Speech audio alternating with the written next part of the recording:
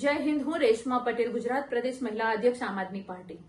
આજે હર્ષભાઈ સંઘવી જે ગૃહમંત્રી છે ગુજરાતના, એના વિસ્તારમાં 221 કેસ બળાત્કારના અને 92 કેસ છેડતીના નોંધાય છે। ગુજરાતમાં અનેક બળાત્કાર અને છેડતીના કેસો નોંધાય છે।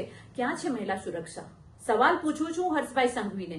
જે હર્ષભાઈ સંઘવી ભાજપ સરકારની નિષ્ફળતાને દબાવવા માટે, ભાજપ સરકારની નિષ્ફળતાને ઢાંકવા માટે મોટા અને સારા ભાષણો કરવામાં નંબર 1 ગૃહમંત્રી, આજે ગુજરાતની સુરક્ષા માટે નંબર 1 ક્યારે બનશે? મહિલાઓ, દીકરીઓની સુરક્ષા માટે નંબર 1 ક્યારે બનશે આ ગૃહ ખાતું? એ સવાલ હું પૂછી રહી છું।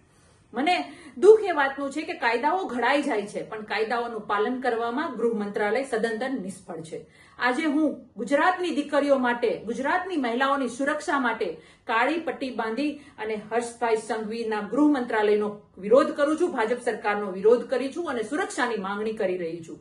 તમે સુરક્ષા આપવામાં નિષ્ફળ ગયા છો તો આપી દો રાજીનામું। તમને ખુરશી ઉપર બેસવાનો કોઈ અધિકાર નથી। ગુજરાતમાં દીકરીઓ પીંખાઈ રહી છે। કેટલાય કેસ એવા છે જે છાપે ચડે છે, જે ચોપડે નોંધાય છે, અને કેટલાય કેસ તો એવા છે કે જે એમને દબાવાઈ જાય છે।